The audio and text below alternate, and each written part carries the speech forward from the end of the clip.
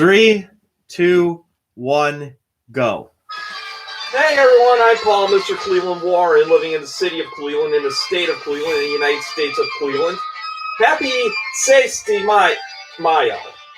I know you've been Cinco de Mayo, but we were all busy, so it's now 6 de Mayo, and we got Moiside! Ah! Well, today's movie, as I mentioned, it's Cinco, yesterday was Cinco de Mayo. Everyone says, oh, that was Mexican Independence Day. No, it was actually when the Mexicans, this is a Mexican character, kicked the French out of Mexico. I mean, Pepe Le Pew will play the French. Yes. Yeah, there you go. Make it so that they're both in a two-shot. Yeah, there you go. So, how did that go? Muchachos, get out of our country. You're violating the Monroe Doctrine. But Napoleon, the third, he says that we can have Mexico. But the Civil War is over. But America won, and goodbye. Well, that was a fantastic history lesson right there. Yes. And today's movie is The Three Caballeros, in honor of the 5th of May, Cinco de Mayo. And it stars so it is my favorite Disney film, of course. And the backbone, of course, was not from the Monroe Doctrine, but the good neighbor policy, which happened in the 30s. Yeah, it was in the mid-30s, because this was when Germany and Italy, like the whole Europe, was kind of closed basically during the 30s and up to 1945. So America focused their attention to Latin America. And this was not the first time this happened. Like, another time was the Pan Am Convention in Buffalo, where William McKinley got shot. But this is a good neighbor policy. And the first one was Saludos Amigos. Everything okay? Mm-hmm. Okay. So the plot is, it's Donald Duck's birthday, and he gets 3 gifts from the Latin America. So the first gift is a film called Aves Raras, meaning strange birds. And actually, I think that's where we get the word rare. Raras. And aves is birds, and that's like Autobahn. Yeah, aviation. What? Yeah, sure. Mm-hmm. So the narrator talks about how there's many birds in South America, and it starts off with Pablo, the cold-blooded penguin, which is narrated by Sterling Holloway. Mm. The guy was in Meet John. The guy worked in Meet John Doe. He had the frizzy hair and the frizzy hair. It's like, oh, Baba. And yeah, he was. And I still think, in my opinion, Meet John Doe, like when he was what's that person in Diner? I have no idea. The server guy or something like that. Okay, sure. Yeah, and the second favorite would be Dumbo, because the Stork character that he played, mm-hmm. They made him look like Sterling Holloway. But Pablo, the cold-blooded penguin, he's a penguin who hates the cold. Okay. And what makes this one interesting? Pablo is Spanish for Paul, like San Pablo or Pablo Picasso. So yeah, that's so. You remember that whole penguin craze 15 years ago? Mm-hmm. Disney should have did a full feature length of Pablo. So what does this have to do with the Three Caballeros? Okay, well, this is one of the first, because it's basically 3 movies strung together as one movie, right? Right. That much I remember. And this is one of the short cartoons. So the first one has something to do about some penguin or something. Pablo. So Pablo the penguin, and he hates Antarctica, so he decides to go to the Galapagos. Uh-huh. And there's like he had many attempts, but unfortunately, they all failed until he decided to make his igloo look like a boat, and he travels from Antarctica to uh, the to Argentina, Chile, even Lima, Peru, Quito, Ecuador, and the equator thing. It just bumps, and he finally goes to the Galapagos. And so, even though his iceberg melted, but Right. but there are penguins in the Galapagos. No fact. I'm a back checker, guys, but a good one. So the second part is the birds from the Amazon, such as from Brazil, Bolivia, Paraguay. So they show like umbrella birds, scissor birds, toucans, flamingos, but the bird that stole the scene was the Araquan bird, whatever that was. He wears a shirt, he shakes down the hand. Wait, and so this is the second one, right? Yeah, the second part, yes, Yeah. of Act 1. And then there's the third cartoon, which is called The Flying Gauchito, which is told by a guy from Uruguay. But it's a little gaucho or gauchito is trying to look for a condor, but he sees a flying donkey. His name is Burrito, the flying little burro. So he decides to have him in a race. Okay. And there's they're having fun in this race, but then the race started, and little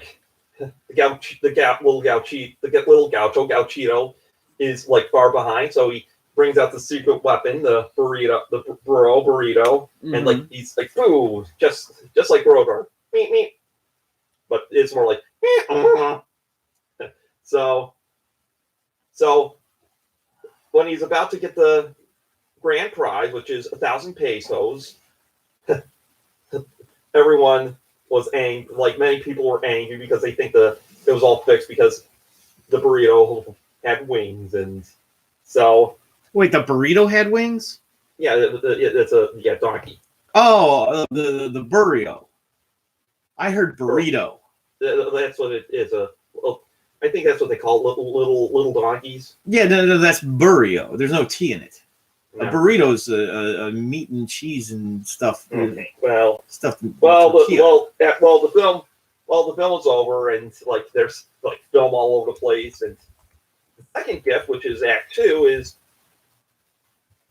a book of Brazil that's playing music, and it's a little Jose Carioca playing samba. And this is one person who made his debut with Amigos. So, yeah, Jose would sing about Bahia, a city which is now Salvador, Brazil. And the outer Pomper takes his cigar and runs off the camera, which is funny. And so Jose Carioca's crooning about Bahia, and Hotel and Jose get on this train to go to Bahia. So, and John and Jose meet up with Carmen Miranda's sister. Oh, right. I remember that scene. And her name's Aurora. Okay. The less popular Miranda. I don't know. She was hotter, though. Yeah. That's the part I remember from the movie. Mm-hmm. She was really attractive. Mm-hmm. That's what I remember. This is the third part. Second. Oh, it's still in the second part. He's Donald Duck's dancing with the really hot chick. Yeah, and then the other guys keep playing the other instruments. I kind of like the guy who played the percussion instrument with his teeth. That's silly, but yeah, Aurora Miranda plays the seller for coconut cookies, which is Yaya's. Aurora kisses Donald, and he sees a samba and whole city Bahia dances. So and it was so amazing. But unfortunately, Donald and Jose decide to get back to normal size because Donald wanted to open up the third gift, but unfortunately, they had to get bigger, and Jose does it right. Donald just winds up being like a stretched up balloon. Oh, it looks like that really drugged out part. It looks like the animators were on drugs when they did it. Well, yeah, the only drug they probably did was alcohol. But you know, if I made a top 16 list of 16 movies you should watch while high, this is one of them. Another one would be Willy Wonka. Yeah. Anything by Cheech and Chong. Hey man, yeah. Or Dude, Where's My Car? All right. Yeah. So Donald and Jose both open up the gift from Mexico, and there's like that string that string thing. It was introduced in Fantasia, like you know, like if it makes noises, Donald just gets sucked into it. Okay. And then Panchito makes his debut, and so then they sing the song "The Three Caballeros," and Panchito just keeps holding that note and disappears. Okay. So I will tell those people, if you want to watch this movie, it's on Disney Plus. If you have that, or stream it, buy it, rent it.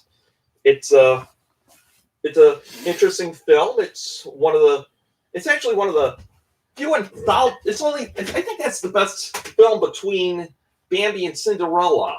Okay. Because around that time it was the whole anthology series, which I'll mention a little bit later. Okay. So if you like that, as well as we're having other shows like Master Debater, where we debate on stuff, and also there's an album cover, and coming soon, TV Caesar and Useless Facts Fact Checker, which I check the facts. And we should make sure we figure out some way to do that so that it's funny, because I like the title there. They call it Useless Fact Checker or Useless Facts Checker or something like that. And somebody else got that line from Animaniac. So you'll have to tell me more about that later. Yeah, click the like button, subscribe, get notified, and so we're now in Act 3. So you got about 5 minutes. Okay, Panchito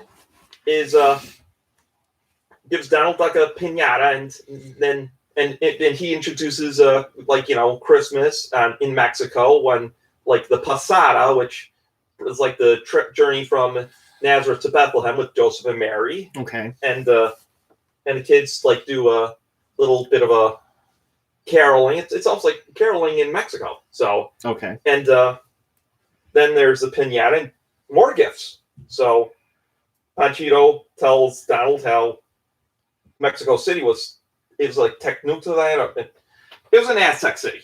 Okay. So it was founded by a lake, and then it becomes one of the biggest cities in the world. And he teaches. He's the green guy, right? No. No, he's that guy there. Yes, here he is. Okay. I'll put him on my lips.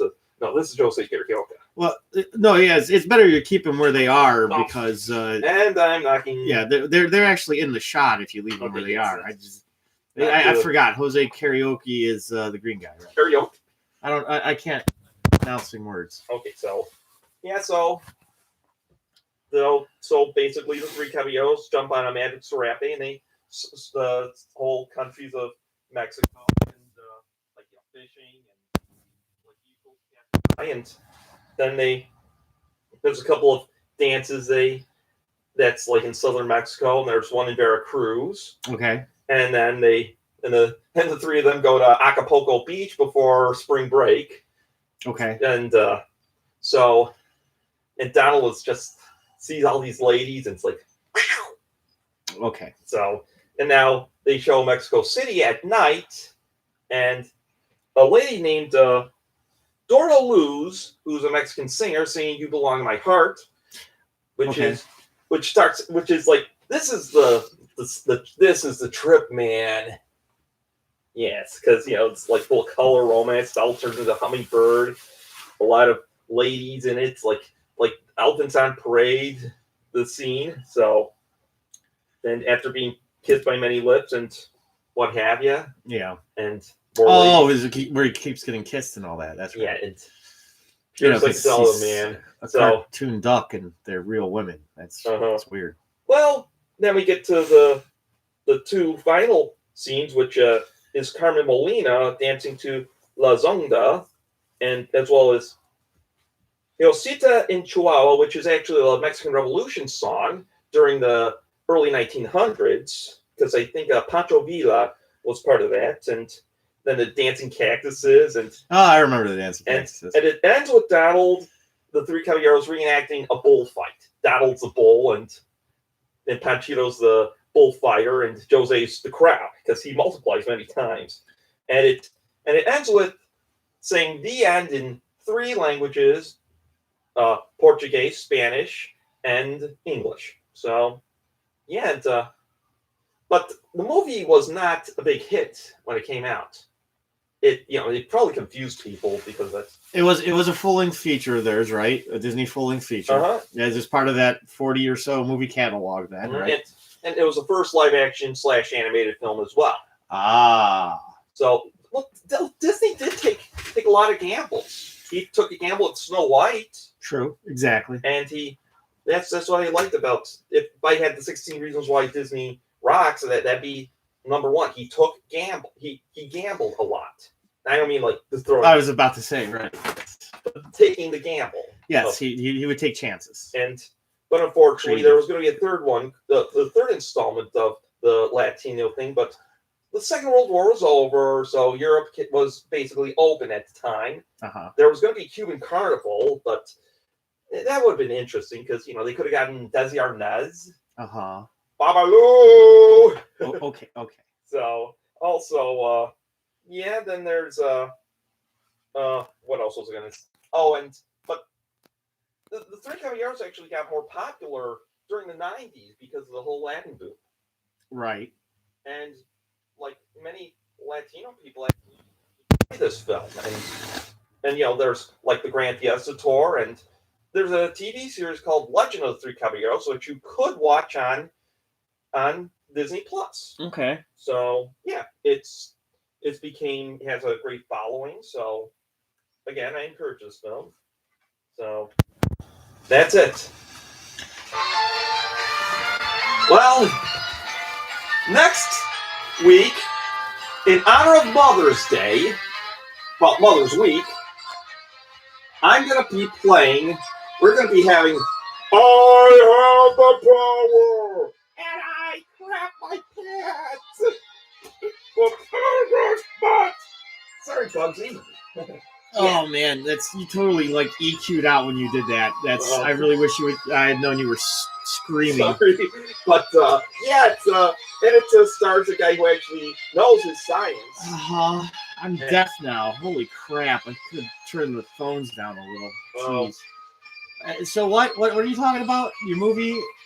It's what? He-Man and the He-Man and the He-Man and the Masters of the Universe. Oh, He-Man and the Masters of the.